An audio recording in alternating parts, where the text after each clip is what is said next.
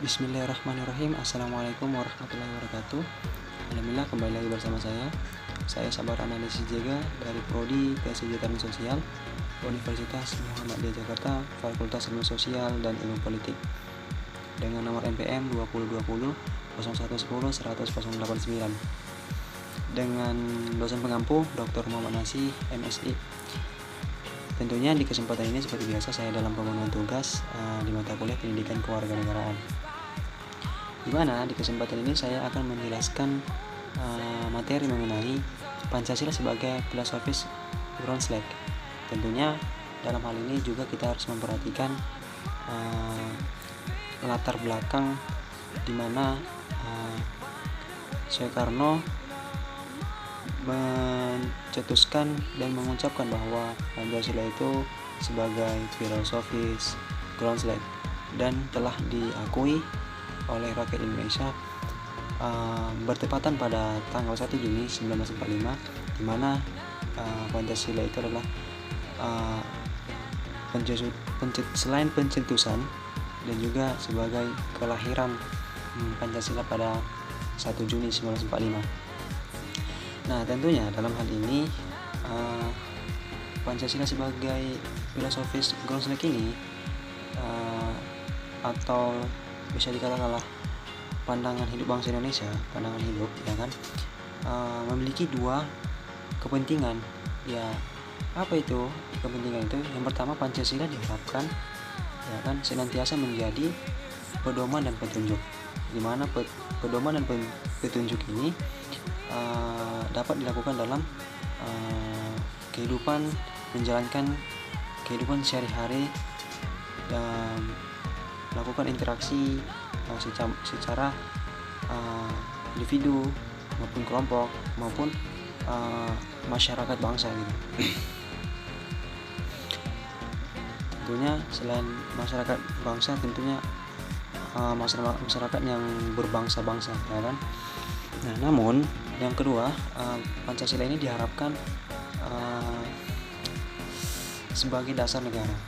Ya, itu udah pasti bahwa Pancasila ini sebagai dasar negara, sehingga suatu kewajiban bahwa dalam segala tatanan kenegaraan, entah itu dalam hukum, politik, ekonomi maupun sosial, masyarakat harus berdasarkan dan bertujuan, ya kan, pada Pancasila. Ya, sebagaimana Pancasila dalam kedudukannya sebagai kristalisasi nilai-nilai yang dimiliki dan diyakini kebenarannya, ya kan, oleh bangsa Indonesia, sebagaimana telah dirumuskan dalam alinea keempat pembukaan Undang-Undang Dasar 1945, ya kan. Pancasila merupakan pandangan hidup bangsa, di mana pandangan hidup bangsa ini memiliki fungsi, di mana fungsi utama itu sebagai dasar negara Indonesia. Dalam kedudukannya, Pancasila menempati kedudukan yang paling tinggi. Itu udah pasti, sebagaimana sumber dari segala sumber hukum atau sebagai sumber hukum dasar nasional dalam tata hukum di Indonesia. Nah, tentunya Pancasila dalam kedudukannya sebagai sumber dari segala sumber hukum, ya kan, Pancasila ini diukur dalam menilai, ya kan, dalam menilai hukum itu yang berlaku di negara Indonesia. Hukum yang dibuat dan berlaku di negara Indonesia harus mencerminkan kesadaran dan rasa keadilan yang sesuai dengan nilai-nilai Pancasila. Nah, Pancasila dalam posisinya sebagai sumber hukum tadi, ya kan. Ya, pastinya begitu, tidak terlepas dari sumber-sumber hukum yang terkandung dalam pembukaan Undang-Undang Dasar Negara 1945 dan juga memiliki keterkaitan dengan Pancasila sebagai dasar negara Indonesia. Sebagaimana kita ketahui bahwa sebagai sumber hukum dasar nasional ini berada di atas konstitusi, ya, itu udah pasti. Artinya Pancasila berada di atas Undang-Undang 1945. Jika Undang-Undang 1945 ini merupakan konstitusi negara, maka Pancasila adalah kaidah pokok yang fundamental, ya kan, yang dimana fundamental itu mempunyai hakikat dan kedudukan yang tetap, kuat dan tidak berubah bagi negara, ya kan, tidak dapat diubah dalam bentuk apapun.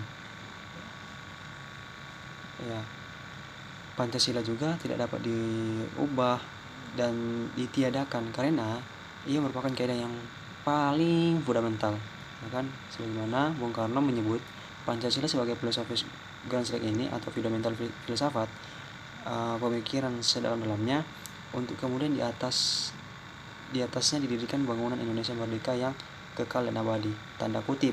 Ini tanda kutip nih, Indonesia merdeka yang kekal dan abadi.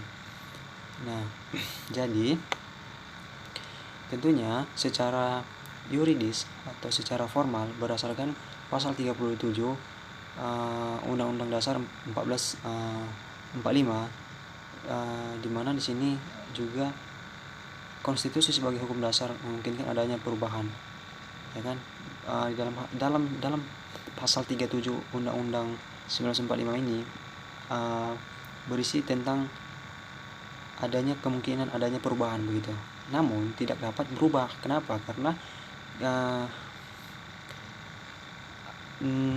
norma fundamental ini yang ada di negara ini merupakan dasar bagi pembentukan konstitusi. Ya, ada terlebih dari sebelum adanya konstitusi pun Indonesia ini kan tentunya beragam-ragam, ya kan, multikultural, memiliki sara gitu. Apa itu sara? Yaitu suku, agama, ras, dan antar golongan dan lain sebagainya. Namun juga Indonesia adalah negara yang multikultural dan juga Bhinneka Tunggal Ika. Nah, kedudukan Pancasila ini juga dikaitkan dengan teori von Steubenville, ya kan, teori Steubenville, teori apa sih, ribet banget sih sebenarnya.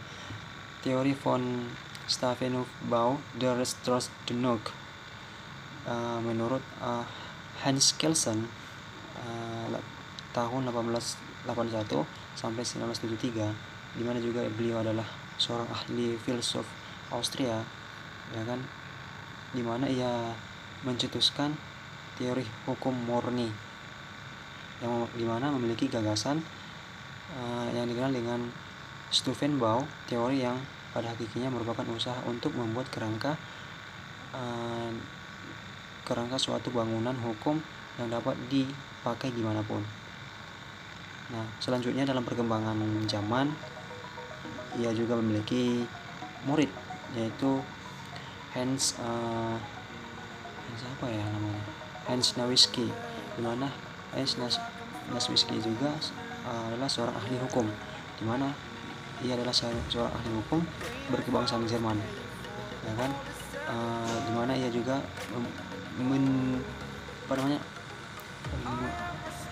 memunculkan teori baru, ya kan, di mana teori itu adalah teori von Steubenville, der Rechtsordnung. Tadi juga tidak beda jauh dari teori gurunya gitu. Tetapi dalam hal ini, walaupun sama persis dengan teori gurunya tadi, yaitu Hans Kelsen, yaitu teori von Steubenville, der Rechtsordnung.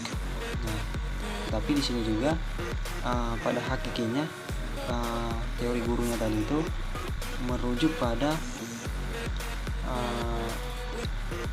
teori hukum murni, ya kan, dimana menyusun dalam kerangka susunan bangunan hukum yang dapat dipakai dimanapun. Sedangkan muridnya yaitu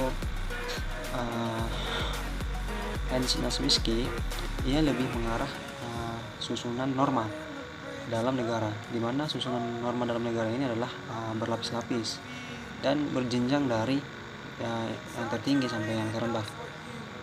Juga terjadi pengelompokan norma hukum dalam negara. Selain itu, tatanan hukum tertinggi menurut pandangan Kelsen, ya kan, adalah puncak pada basic norma atau norma dasar, yaitu berupa konstitusi. Tetapi konstitusi yang dimaksud adalah dalam pengertian materi dan konstitusi formil, yang begitu. Jadi menurut Kelsen lagi mengenai norma yang validasi, ya kan, yang validasi tentunya norma yang lebih tinggi juga, ya kan. Tetapi dalam sumber utama ini merupakan pengikat di antara semua norma yang berbeda yang membentuk suatu tatanan norma. Jadi konsep dasar Kelsen ini kemudian diklaim oleh Nowatzki, ya kan, meskipun dengan sebutan lain yaitu State Fundamental Norm.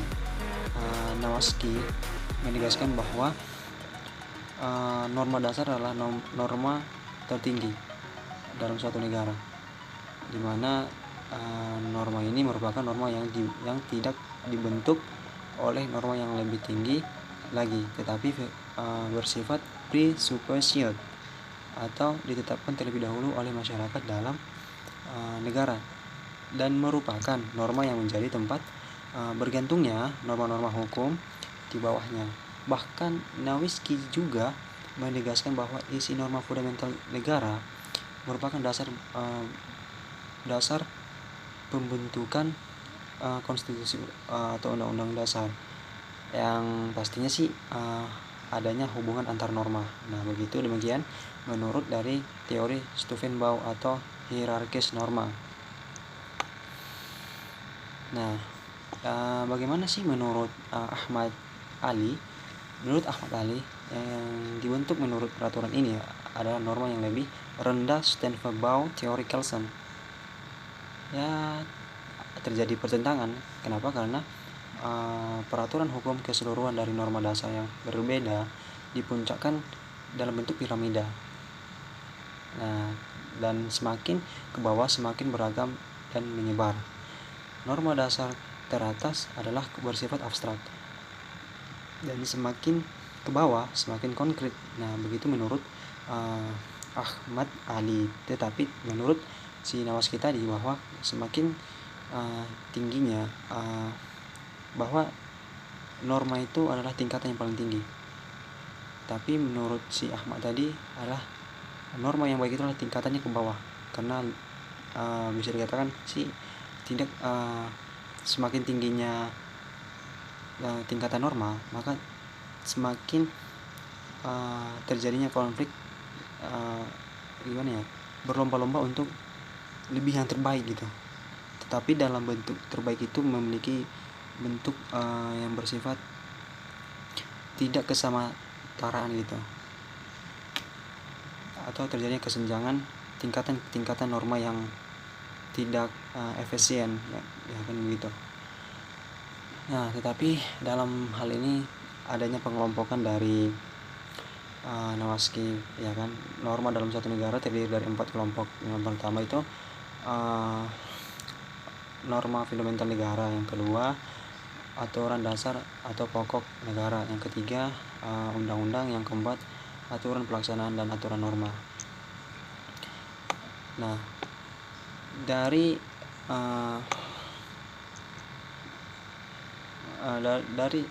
gagasan ini, bahwa baik itu gagasan Kelsen maupun Nowatzki di atas tentang fundamental teori ini, bahwa dipahami bahwa norma dasar atau norma fundamental negara berada pada puncak piramida. Nah, dan pada akhirnya pun Kelsen dan Nowatzki mengakui keberadaan menurut Ahmad Ali bahwa norma fundamental negara berada pada puncak piramida.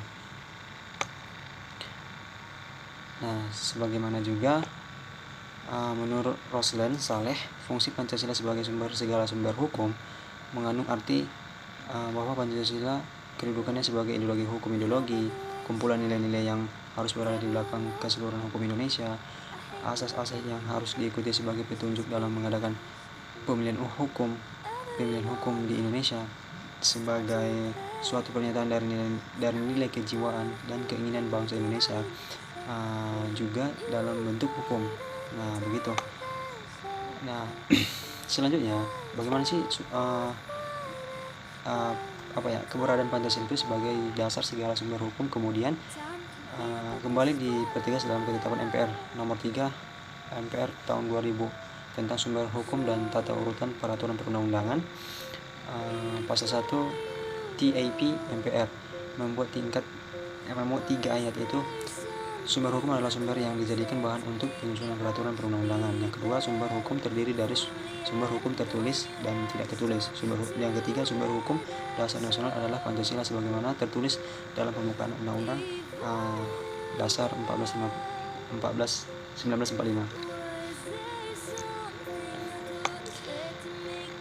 Nah, jadi di sini cukup jelas penjelasannya gitu ya kan. Nah, pada hakikatnya juga bahwa banyak rumusan pemikiran yang dikemukakan oleh Soekarno.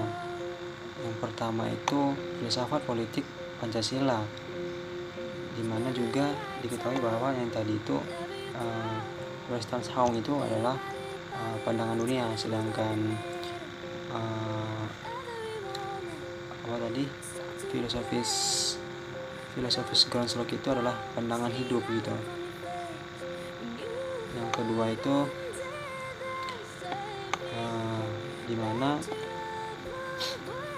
sebagai dasar filosofis Indonesia Merdeka ya kan, dalam pidato Soekarno secara eksplisit di dalam pidato 1 Juni 1945 itu menyebutkan Pancasila sebagai filosofis Groundslog sebagai Pancasila dirumuskan untuk menjadi pandangan hidup di syariah atau dasar filosofis di negara Indonesia Merdeka, berisikan bahwa filosofi di Indonesia Merdeka itu adalah dasar negara, dasar berdiri dan tegaknya negara. Yang kedua, kegiatan penyelenggara negara. Yang ketiga, partisipasi warga negara. Yang keempat, pergaulan antara warga negara. Yang kelima, sebagai dasar sumber dari segala sumber hukum nasional. Nah, cukup sekian dari video kali ini. Saya ucapkan billahi taufiq wal hidayah. Wassalamualaikum warahmatullahi wabarakatuh.